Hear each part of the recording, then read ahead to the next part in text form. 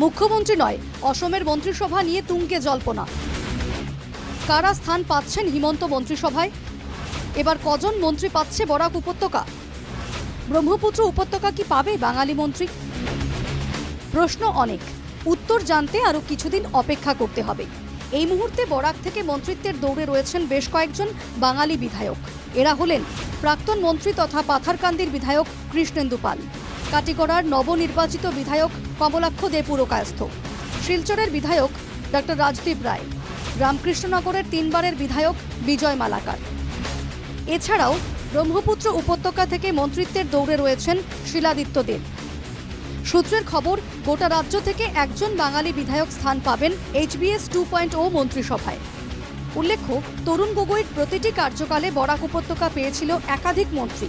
বরাকের পাশাপাশি ব্রহ্মপুত্র উপত্যকা থেকেও বাঙালি বিধায়করা স্থান পেয়েছিলেন গগৈ মন্ত্রিসভায়।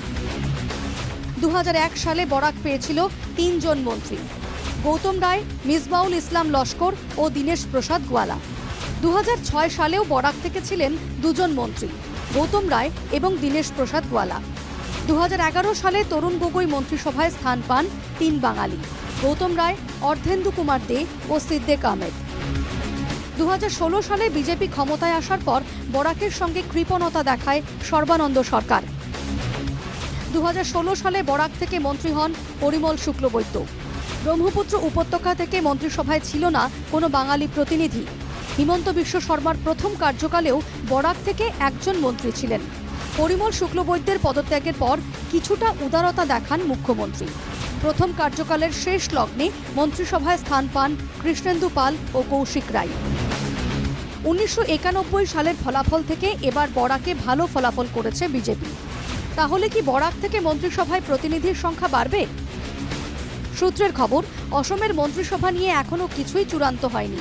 কারণ এবার মন্ত্রিসভা গঠন নিয়ে কিছুটা চাপে রয়েছেন মুখ্যমন্ত্রী। কারণ বিধানসভায় বেড়েছে বিজেপি বিধায়কের সংখ্যা।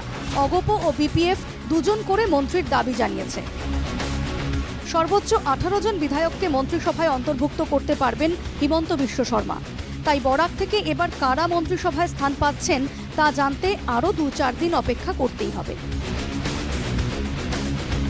Bureau report, NKTV Bangla.